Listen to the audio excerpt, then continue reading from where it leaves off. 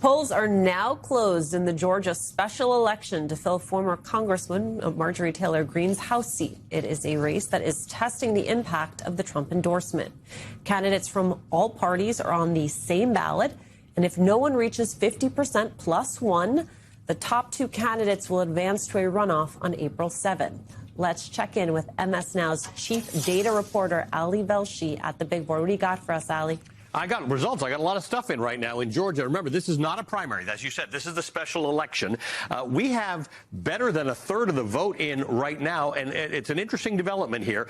44%, 43% is going to the Democrat, Sean Harris. This is the guy who lost to Marjorie Greene by more than 30% last election. Now, look, this is entirely possible that he's going to be the biggest vote getter tonight, largely because there are only a few Democrats running and there are a ton of Republicans. Here's how it looks for the Republicans. Clayton Fuller has got 32% of the vote right now. He is the Trump-endorsed candidate in this particular race. However, the guy with 8% of the vote right now, Colton Moore, is the Trumpier of the candidates. So it depends on what people in this fairly conservative district are looking for. Are they looking for Trump stuff, or are they looking for Trump-endorsed stuff, or are they looking to follow Marjorie Taylor Greene and object to the Trumpy nature of things?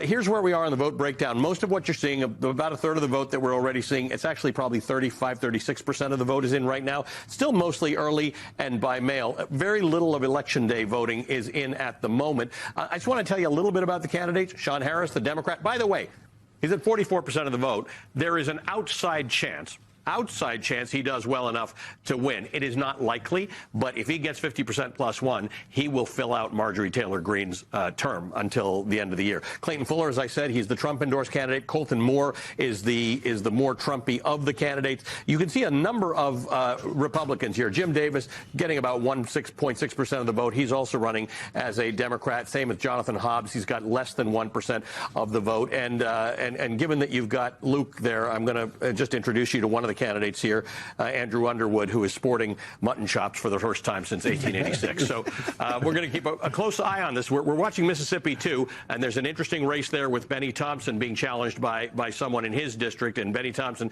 hasn't been challenged since about 2006 in any meaningful way, but we're keeping a very, very close eye on the northwest part of Georgia, Georgia 14. Wasn't sure where you were going with that Luke shout out. I thought maybe there was a Buffalo Bills fan somewhere deep in Georgia. All right, well, as a Toronto guy, I got to walk on. I got to skate carefully around that one. MS Now. Skate, not walk. Ali Velshi. That's right. For us at the Big Board. Ali, thank you. Can you make the face to camera that you made to me when Ali said that there was the possibility that the Democrat could get 50 plus one? Okay. Look, this is the weird cycle of election. Voters are the most unpredictable part of an election. They really are. At the end of the day, you can plan for a lot. You can presume a lot. Parties assume a lot. And then voters vote. And Marjorie Taylor Greene, I'm not going to go out on a limb and say, oh, the Democrats are going to win this district. But Marjorie Taylor Greene could be sort of the poster child for something that's happening within that MAGA-verse. And maybe Sean Harris is an off-ramp for a cycle. I've been in elections where voters said, you know what, I'm going to give it to the other party for a cycle. We'll take it back in the next cycle. But right now, this is how we get off of stupid, right? This is how we get away from the crazy and reset. Who knows?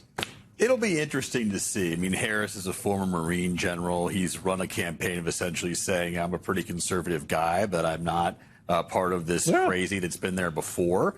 I think there could be an appeal to that. Remember, Doug Jones won a Senate seat in Alabama when the other candidate was Roy Moore. Was terrible. Exactly. That's what I was thinking. I think where you go here, which is interesting to me, is if this does go to a runoff and you have this sort of month where a lot of money will be poured into it, it will be a good way to measure how the disillusioned Republican vote. And you know what that feels like, right? Yep. The disillusioned Republican vote, which is something that a guy like Ossoff, down the line, statewide, I think we'll hone in on and say, okay, what is there for the taking in these midterms? It could tell us a lot about how the level of disgust. And I would label that, Alicia, the Marjorie Taylor Greene vote, that disillusioned Republican vote. Because at the end of the day, MAGA or otherwise, it's still a Republican vote in Georgia. Who would have thought MTG We're going to get right to the person you were just talking about, Sean Harris, who is the Democrat in the runoff right now. So joining me now is the Democratic candidate in Georgia's 14th congressional district. I should note, just for some of you out there who are just getting to know him and his name and who he is, he's a retired Army brigadier general who also served in Afghanistan, so quite a bio. What a night you're having.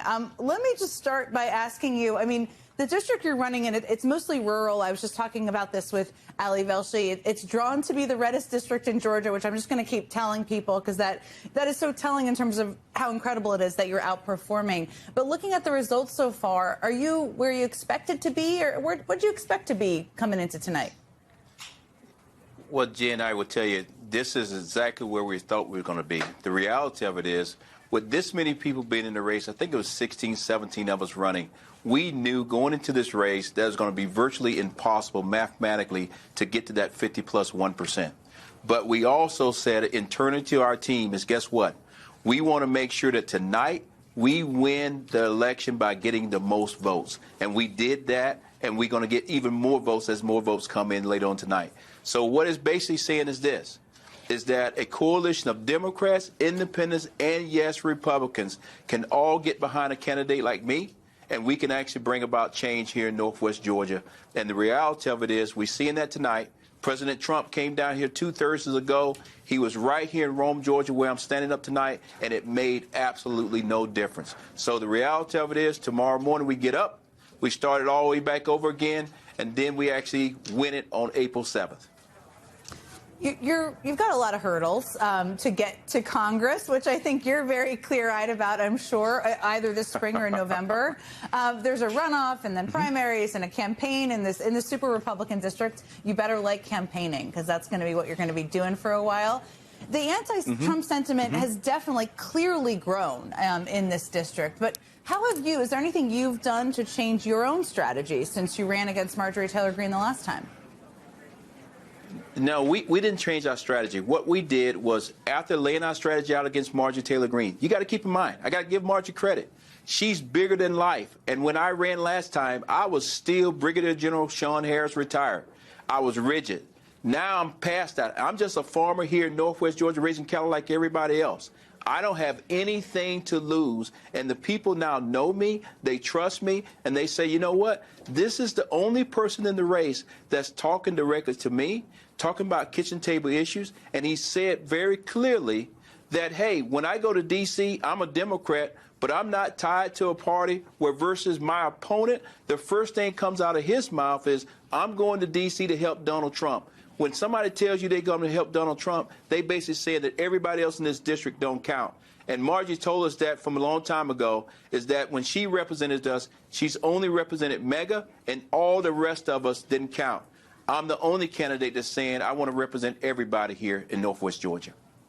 You may just be a farmer from Northwest Georgia, but you're also a retired brigadier general at a time where we're at war. And that is something that Marjorie Taylor Greene also criticized. Is that an issue that has come up on the campaign trail? Do you anticipate it being an issue as you proceed in this runoff? Yes, it is an issue, and it's affecting several different ways. You know, in the rural community where we're at, many of our kids go into the military, and we have many of our kids from Northwest Georgia, probably in the Middle East. As you know, my background, my last assignment was Israel, so I actually clearly understand what's happening in the Middle East. Many of my friends are there. I know the commander of CENTCOM, but on top of all of that, I know what it means to be in a war. And the last thing I want to do is see another generation of fighting for something that we didn't have to get into. What I would say, Marjorie Taylor Greene and I both agree, but we agree on it on separate terms. One is this. I say that Donald Trump has put us in a war of choice. He chose to get in this war, and I said it 2 nights ago, and I say it again tonight. Donald Trump needs to come up on the net, talk directly to the American people, and tell us why we're in this war, how is it in our national interest, but on top of all that, how do we know that we win in it, and then how do we get out of it? Because we have a history of getting in wars, and they turn in forever. I think that's something a lot of people who may not identify as Democrats probably agree with you on out there, according to the polling. Before I let you go, are you expecting for help from the Democratic Party? Do you want support from the National Democratic Party? I'm already getting help from all 10 counties here locally. all the Democrats voted 100% for me. I had two other gentlemen that were running as Democrats, but then the Georgia State Democratic Party actually also voted and supported me. What I'm saying to all the Democrats around the country and everybody around the country, support me in the best way that you can. However, I can't say that I need everybody from the Democratic Party to come here because I'm a realist. I live in Northwest Georgia. Even when I win this district, it will not be blue. It will be pink. Because what I've said to my Republican brothers and sisters is this. When you hire me, hold me responsible. And if I don't actually bring home results, then fire me. Nobody else would say that because guess what? That in my mind, that's why leadership matters, and that's why people are voting for me. Sean Harris, thank you so much for joining me on quite a day for you. Really appreciate it. Thank you very much. It is the 10th day of the war in Iran, and here's where things stand. 8 United States service members have lost their lives. Earlier this afternoon, the Pentagon confirmed that 140 service members have been injured. The average price of gas is $3.54 a gallon, the highest since Trump took office, and up 55 cents since the day the war started. And when asked about when we, the American people, could expect the war to end, Press Secretary Caroline Leavitt would not commit to any timeline. She said that the war will end only when Donald Trump, quote, determines the military objectives have been met, fully realized, and that Iran is in a position of complete and unconditional surrender, end quote. I want to bring in Democratic Senator Chris Murphy of Connecticut. Senator, you've been prolific on social media and in other interviews, and I just want your take on this excruciating moment for any military family, any military spouse, any kids who have yet to hear the President of the United States articulate a clear mission, a clear timeline, strategic objectives, or definitions for success. The most sacred responsibility that a commander-in-chief has is the decision on when to send our men and women into war, because it obviously exposes our young soldiers to the unthinkable, to dying in combat. And that's why our founding fathers said one person shouldn't be in charge. It should be up to Congress, listening to the American people. I just came from a 2-hour closed-door classified briefing on the war. It just confirmed to me it's totally incoherent. We are not going to be able to achieve any of our stated objectives. But I mention it because it's another closed-door briefing. We have still not yet heard a full explanation as to why this is necessary. We still have had no hearings in front of Congress that the public can see. And I think that's pretty simple, because if the president did what the Constitution says, come to Congress to get authorization for this war, he wouldn't get it. The American people would demand that their member of Congress, their senator, whether they be a Republican or Democrat, vote no, because this is a disaster of epic proportions. It's already getting Americans killed. It's driving up prices here at home. Harder line leadership, more antithetical to U.S. interests, are strengthening inside Iran. And there's really no way that we're going to be able to destroy their nuclear program, because most of it is buried underground, unless we mount a ground invasion, which would be even more disastrous and more unpopular. This has just been a debacle, a 10-day debacle. And we're going to use whatever leverage we have in the Senate to try to prompt those hearings, to try to prompt that vote, and to get this administration to start paying attention to the Constitution. From your briefing or from your conversations, do you have any sense if boots on the ground are a serious consideration? Well, they certainly have not taken the option of ground troops off the table, neither publicly nor privately. Now, every single briefing you have, you get a surprise. We got one just about 30 minutes ago when the Department of Defense told us that, in fact, their nuclear program and getting rid of it is not an objective of this war. Literally in my other ear, I'm listening to Ted Cruz on another network explain why this military mission is so essential to destroy the nuclear program. I may have to walk over there and tell him that, in fact, the administration is now briefing Congress that getting rid of the nuclear program has nothing to do with this mission. But it speaks to the incoherence. I can't really blame Ted, because every single hour the objectives that they state publicly and privately for this war change. So yes, every time we get a briefing, we learn something new, but we shouldn't be learning the objectives for this war. It should be the American people who are learning about why they're going to be paying thousands of dollars more every year for gas and for groceries, for everything else they buy, as this war grinds the global economy to a halt. Yeah, I mean, let me just show you what has happened to gas prices over 10 days. This is according to AAA. Before the war started 11 days ago, gas was national average gas price was $2.98. It is now $3.53. It's on a trajectory that speaks for itself, especially ahead of spring break and Easter and Passover and ahead of summer. Do they have a strategy for this other than Donald Trump basically telling oil tankers to man up and just go for it? No, they have no strategy to reopen the Strait of Hormuz. And that's what this basically comes down to. This is a 21-mile wide stretch of water that all the Middle Eastern oil moves through. Iran essentially controls it. Why? Because even if you destroy their navy, all they have to do is drop a handful of mines in that water. Maybe they've done that already, and no tanker, even with an escort, is going to move through.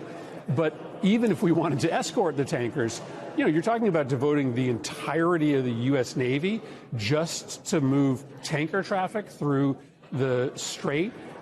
It's just a debacle, totally foreseeable, and there's no sign that it's getting better. The tanker companies have basically made it clear, we're not moving any product through the strait. The U.S. doesn't really have the capacity to escort all the traffic that needs to move through. And so global oil market analysts are telling us this might be Armageddon. Like prices might be $5, $6, $10 pretty soon. And that's just not your family's having trouble filling up your gas tanks. That means the price of food doubles as well as transportation costs to move everything throughout this country skyrocket. What is the reason, if the nuclear program isn't the reason, as poor Ted Cruz, I never thought I'd put those three words together, is over there talking about nukes? And we know that the intelligence did not suggest that an attack was imminent from Iran. What is left? Why are we at war with Iran? Great question. Yeah, great question. I mean, the simplest explanation, might be the one that they gave 24 hours in, that they've kind of tried to backtrack since then, which is that Israel made us do it. That Bibi decided on this timeline, Netanyahu decided he wanted to attack, and he convinced Trump to join him by scaring Trump into believing that U.S. assets in the region would be at risk, and so Trump was better off just joining Netanyahu. I hope that isn't the full explanation, but you're right. As we are now hearing that the nuclear program is not part of their targeting campaign, as we're now more confident that even harder line leadership is taking hold, as the Strait of Hormuz is still being shut down, even as we get their navy, what's left as the explanation? It might just be that Israel forced our hand. And how weak does that make the United States look? How weak are we if our allies can force us into wars of choice that are bad for U.S. national security interests? When you talk about an oil Armageddon, what tools, if this was a sort of functioning administration, what would the collaborative effort be like to deal with an energy Armageddon? And let's stipulate they are not. They don't seem to be on the same page on much of anything. Well, that's kind of asking, after you drop an egg on the ground, what's your plan for reassembling it perfectly into its previous form? Once you break this thing, once you have attacked Iran, assassinated their religious leader in the middle of Ramadan, there is probably no way to de-escalate. They are going to use the one piece of leverage that they have, which is their ability to mine and harass traffic in the Strait of Hormuz to maximum benefit. So I just don't think there's actually a solution here except ending this war immediately. Even once you do that, it's likely going to take months before traffic restarts, because it's not just the strait being shut down. It's actually Iran's ability in the early days to attack a lot of the production capacity in the region, including Saudi Arabia. So production is down because of those strikes, and the transit corridors are shut down. Even if the war ended tomorrow, that's still months before traffic starts, and it's probably even more months, right? 5-6 months before energy prices get down to where they used to be. Let me ask you this. I mean, one of the tools they would have, in addition to attacks on energy infrastructure, is terrorism. I think it's one of the 11 rationales that has been offered. Did you hear anything about a ramped up counterterrorism strategy to protect the United States and our allies from terrorist attacks from Iran if they choose to deploy any? No, and we are, in fact, doing the opposite. Kash Patel, over the last year, has waged war on our counterterrorism capabilities at the FBI. He has summarily dismissed some of our top people who hunt terrorists domestically. Right now, CISA, which is the agency that protects us from cyber threats, is closed. Notwithstanding our disagreements with the way that ICE is operating, we've offered Democratic votes to reopen CISA, which is inside the Department of Homeland Security. Republicans have refused. So not only are they not standing up protection against terrorist attacks, they are weakening our ability to find those plots and stop them. And the plot and the threat is going to increase. Traditionally, Nicole, as you know, we've traditionally faced threats from Sunni terrorist groups. That's what ISIS and al-Qaeda were. But Shia militancy will grow, again, in the wake of the United States having assassinated their holy leader during the holy month. Those Shia militancy groups, which have been quieter in terms of their designs against the United States, will likely get much louder. All right, let's talk about what we just saw. Michael Steele's still with us. Carol Leonnig joins us as well. David Rhodes still here. By the way, Carol, MS Now senior investigative reporter. Michael, I'm going to begin with you. So we got objectives from Caroline Leavitt. She says destroy ballistic missiles, raise the Iranian missile industry to the ground, stop the proxies from destabilizing the region, and making sure, and David and I were talking about this a moment ago, Iran never obtains a nuclear weapon. Are those objectives reasonable for the American public? I guess. I mean, it still doesn't answer the question, where's the imminent threat? All of those were objectives, has been objectives for every administration since we've been engaged with Iran. So, you know, I think objectively you're looking at it and going, what was so pressing? What did the intelligence that we received that told the President of the United States that we had to take a full frontal assault on Iran? And was it Israeli intelligence? So what did the Israelis know that our intelligence didn't know? Was it our intelligence that we just, you know, sort of grabbed the Israelis and tagged along? There is no explanation for that. They've been all over the map. Those objectives are not foreign ideas. But here's the rub. The president had an hour-long conversation yesterday with Putin. When asked about it today, the response from the spokeswoman we just heard is if Russia is helping Iran, that would not be a good thing. We're hoping that's not true. What do you mean if? This is their major player in the Middle East. This is their anchor of terrorism in the Middle East. What do you mean if Iran is not being helped by Russia? So I'd like to know, what was that conversation that Trump had for an hour where there's no readout, right? And then the Tomahawks, there are only 3 allies that have them plus us. So if a Tomahawk hits a school and kills 175 children, either we shot it or one of our allies shot it. That's the extent of the investigation. So, you know, it's the gaming, the playing around, the semantics, and the general BS from Carol, from the spokeswoman here is just unfortunate. It doesn't advance the concern that addressing the concerns a lot of Americans have. So. Yeah, she said Donald Trump's entitled to his opinion on the Tomahawks. He's going to wait for an investigation. As I understand it, David, and I actually want to talk to you about Russia, but in terms of Tomahawks, we have it.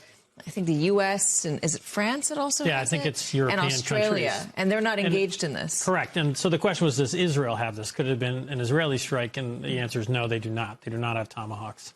And it looks like other Tomahawks hit the surrounding buildings, the parts of this Iranian Revolutionary Guard base, and that's what makes it seem like a Tomahawk hit the school. What about this this Russian angle on this? I was told by very good sources who have knowledge of intelligence matters that Russia has been sharing information with Iran that the Iranians can use to target American forces in the region. Is this intelligence that's only given to reporters, or does the administration have access to this intelligence? They were congressional officials. Because Caroline Leavitt said if. Yes, no, it's from my sources, it's very clear this is happening. They did say that the Russians aren't telling the Iranians how to use this stuff. That's just sort of a cute step to, keep their fingerprints off of it.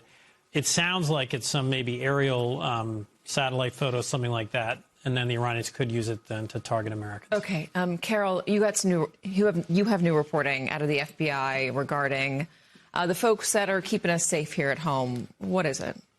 We decided, my colleague and I, Ken Delaney, and we needed to look a little deeper. Now that we're in this lovely war where maybe Putin is working against us, our interests, and others as well, we wanted to look at how the purges at the FBI and the Department of Justice have impacted national security investigations. And the two most important things, Katie, that I think we came away from this with were these blockbuster findings. One, 300 FBI agents whose specialty was their seasoned experience in national security have left the FBI since this administration began.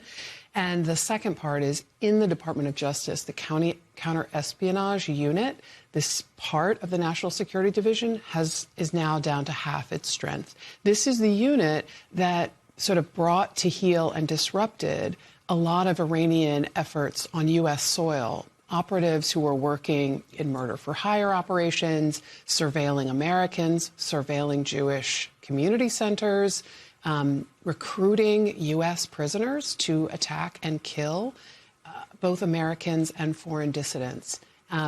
These two parts of our law enforcement are hurting, while we know that Iran is going to try to do what it did before. Can we tie that to anything that has happened recently? I mean, there was a mass shooting down in Texas.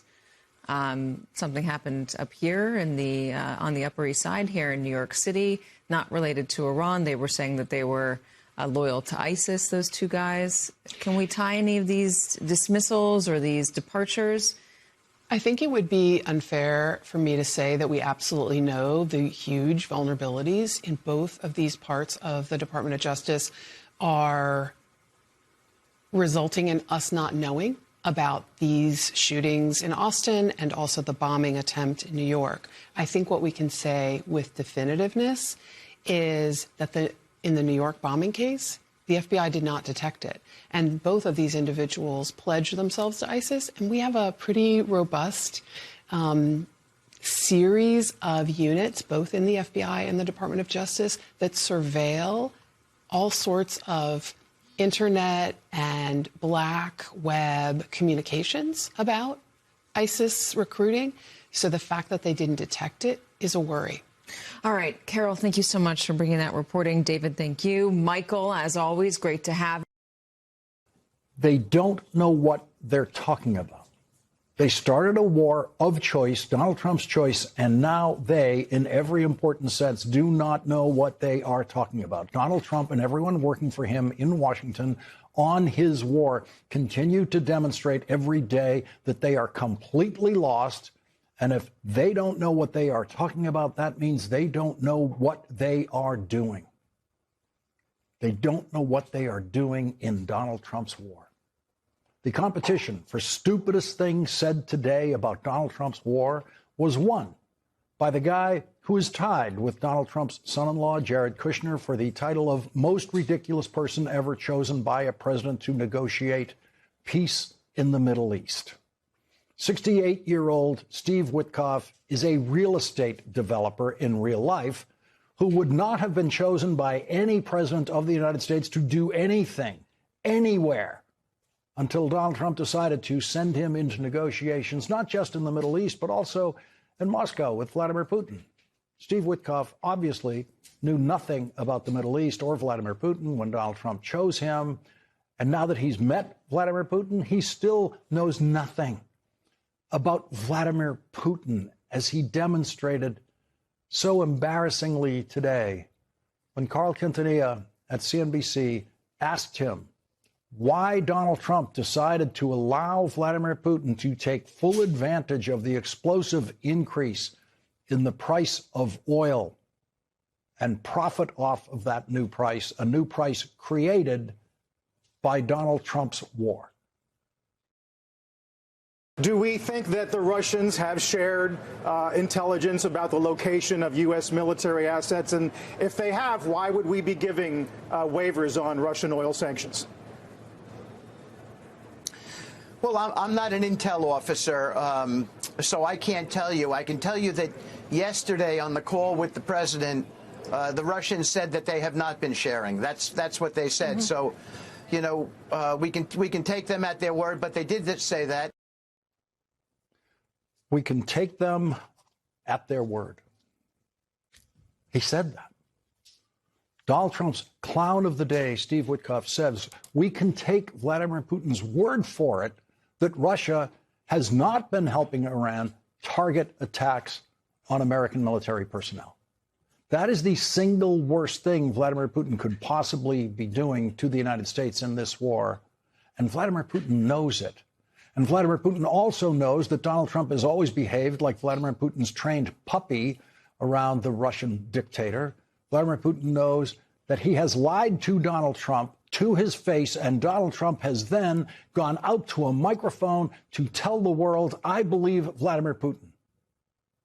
After credible reporting by MS Now, the New York Times, and the Washington Post that Vladimir Putin was helping Iran target the American military, which led to the deaths of 7 American soldiers and injuring 140 American soldiers, all Vladimir Putin had to do was tell Donald Trump on the phone yesterday that he didn't do it. Donald Trump might not actually be so stupid as to actually believe Vladimir Putin, but it doesn't matter because Donald Trump is deeply perverse enough to publicly claim to believe Vladimir Putin. And so is Steve Witkoff. Donald Trump's breathtakingly incompetent real estate developer buddy, Steve Witkoff, does appear to actually be stupid enough to believe Vladimir Putin and to say on television that he believes Vladimir Putin. They have no idea what they're talking about. None of them do, least of all Donald Trump, who began his war calling for the, quote, unconditional surrender, end quote, of Iran. And a day later said, we've already won, exclamation point. Yesterday, Donald Trump tried to tell the world the absurd lie that the Tomahawk missile, the American Tomahawk missile that hit a girls' school, killing 175 people, most of whom were the students at the school, was fired at the school by Iran, to which our first guest tonight, the former Navy combat pilot and former astronaut Senator Mark Kelly, said Trump has no idea what he's talking about. No, the Iranians don't have Tomahawk missiles. Dozens of children are dead. And the investigation into how this happened needs to be fast and transparent. That's how we keep this from happening again. We don't need these deflections from the president or Hegseth running his mouth about, quote, stupid rules of engagement. That was Pete Hegseth's phrase about this war. He said there are no stupid rules of engagement, meaning no rules of engagement, meaning we can fire Tomahawk missiles at girls' schools if we want to. One Republican has shown that he knows how to talk about the innocent casualties of war. Republican Senator John Kennedy of Louisiana said this about the Tomahawk missile attack on the girls' school, quote, it was terrible. We made a mistake. Other countries do that sort of thing intentionally, like Russia. We would never do that intentionally. I think the department is investigating it now, and I'm sorry. I'm just so sorry it happened. It was a mistake. Donald Trump's press secretary continued her mindless and relentless campaign to insult America's intelligence today. She actually said, quote, "The president is not making anything up, Nancy." Donald Trump makes things up every day about drapes and ballrooms and Tomahawk missiles and the price of gas and the price of everything and girls killed at a girls' school in Iran and the lie that Americans don't pay his tariffs. Making stuff up is what Donald Trump does. That's why Nancy Cortez of CBS asked Donald Trump's press secretary today, quote, "So is he making this up to justify his decision to go to war now?" To which Donald Trump's press secretary said, "The president is not making anything up, Nancy." If Donald Trump is speaking, he is making something up. And making it up is the charitable way to describe Donald Trump's pathological lying. Donald Trump's press secretary has the same job that Steve Early had. But Steve Early never lied. She lies every day, like every Trump press secretary before her. Steve Early created the modern version of White House press secretary when he went to work for the newly elected President Franklin Roosevelt in 1933. He served in that position for President Roosevelt every day of World War II. It was actually Steve Early who gave American news media confirmation on December 7th, 1941, that Pearl Harbor was attacked that morning by the Japanese military and the United States was drawn into World War II. The next day, in a 5-minute speech to Congress, President Roosevelt asked for a declaration of war against Japan, which Congress passed immediately. Days later, after Japan's ally, Germany, declared war on the United States, the president asked for a second declaration of war against Germany, which the Congress passed immediately. A little over a year after that, before the United States had made any significant progress in World War II, President Roosevelt announced that the only terms he would accept to end the war, at a time when there was no end in sight and no real progress in sight for the American military, the only terms the President of the United States would accept was unconditional surrender. His words, unconditional surrender. And at that point, the world knew exactly how the war was going to end. It was going to end in unconditional surrender because the President of the United States said so. No one knew when it would end. President Roosevelt didn't know when it would end. He didn't know how many years it would take, but everyone knew what it was going to look like. There would be a signing ceremony. A German official would sign a formal act of surrender. A Japanese official would sign a formal act of surrender. And today, 4 days after Donald Trump called for unconditional surrender, his White House press secretary confessed that she has no idea what that means. It goes back to, what does that unconditional surrender look like? She doesn't know what it looks like. Germany was the first to sign the surrender document written by the United States and dictated to Germany. Signed by the Supreme Commander of Allied Forces in Europe, Dwight D. Eisenhower. He dictated it. He wrote it. He went on to become President Eisenhower. 3 months later, this is what unconditional surrender looked like in Tokyo Bay on the American Navy ship, the USS Missouri, with the Japanese general signing the act of surrender in which the Japanese were not allowed to negotiate a single word, just like the Germans before them. That's what unconditional surrender means. That is what unconditional surrender looks like. Donald Trump's press secretary doesn't know what unconditional surrender looks like, and she doesn't know what war looks like. Steve Early understood both of those things. Steve Early won a Silver Star for bravery in combat in World War I before becoming the White House press secretary, who abolished the custom of reporters being forced to put their questions to the president in writing, and thereby created what is now the modern version of a presidential press conference. Steve Early opened the door of the Oval Office to let the reporters pour in, usually a couple of times a week, and Franklin Delano Roosevelt took their questions without hesitation and without favoritism.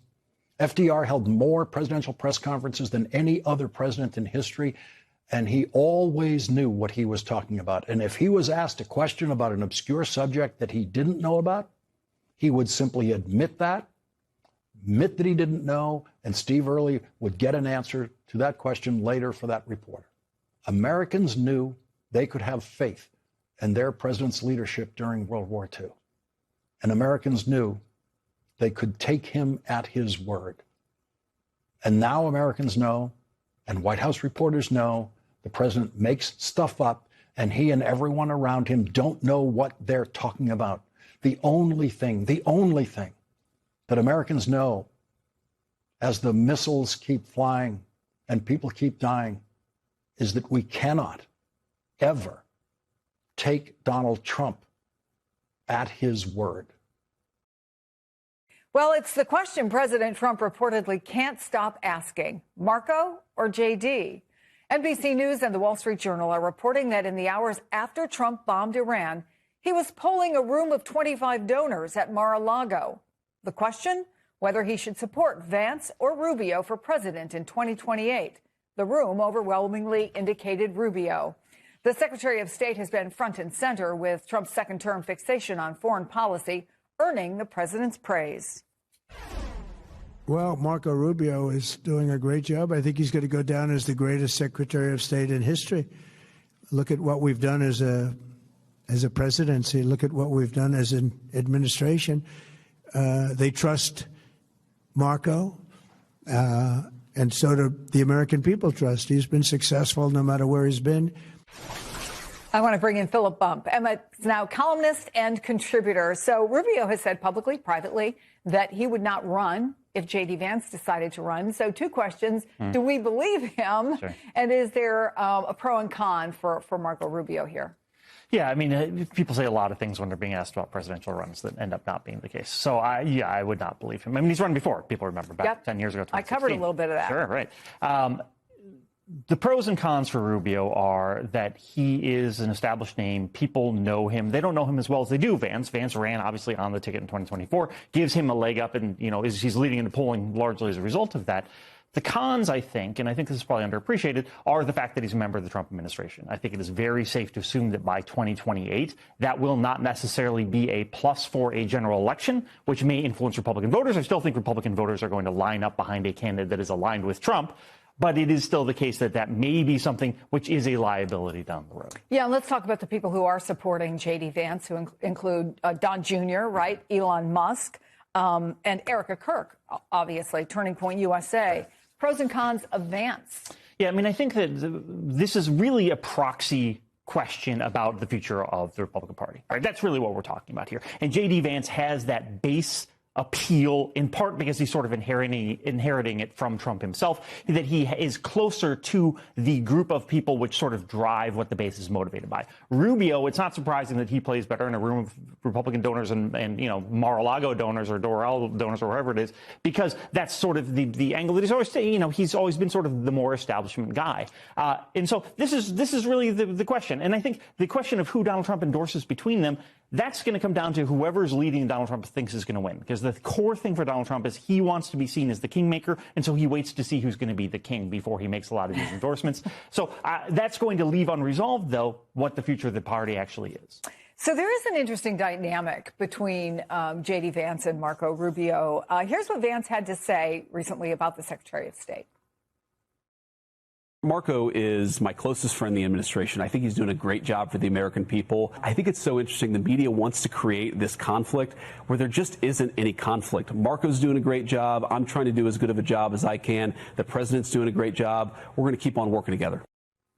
Well, let's just state the obvious, though, that if you want to run for president, no matter how good friends you are, you got to go after the other guy. Yeah, 100%. I mean, we see that. How many times have we seen this, right? So, yes, you're good friends now, right? But if I were to start a show on another network right now against you, our friendship might suffer as a result of that, right? You think, really? I'm not yet, potentially. But, the context's changed, I guess. Yeah, that's absolutely right. If you look at the modern history of presidents, and I guess you could argue Carter, Clinton, Obama, but especially Trump, no one 2.5 years before the actual election was considered the front runner, right? Oh, that's such a good point, yes. So what are the chances there is another Republican we aren't talking about that maybe people don't even really in wide numbers know their name who actually could emerge victorious. I don't know if there's anyone whose name we don't necessarily know. I mean, like we think back to Barack Obama. As opposed to the general public. Well, you and I are a little more tuned into politics than probably the general public, right? So I don't know. I do think it is very much the case, to your point, that 2 years prior to presidential election is an extremely poor time to start putting bets on who's going to win. You know, if in 2006, your smart money would have been on Rudy Giuliani being the Republican nominee in 2008, right? Like, things change very quickly. And I do think that... Remember Jeb Bush? Yeah, I do. Please clap. I do think that in this context in particular, Donald Trump's presidency is going to evolve. I mean, we've seen how much it's changed over the past year. Yep. The associations with it, how the Republican Party views him. I think it's going to be dramatically different by the beginning of 2028. God almighty. That to the extent that it's going to be very hard to anticipate who it'll be. But I do think it's someone that already has done some of the grassroots of appealing to Donald Trump's base. I just don't know which of that myriad population it might be. Philip Bump, good to talk to you. You too. Always good.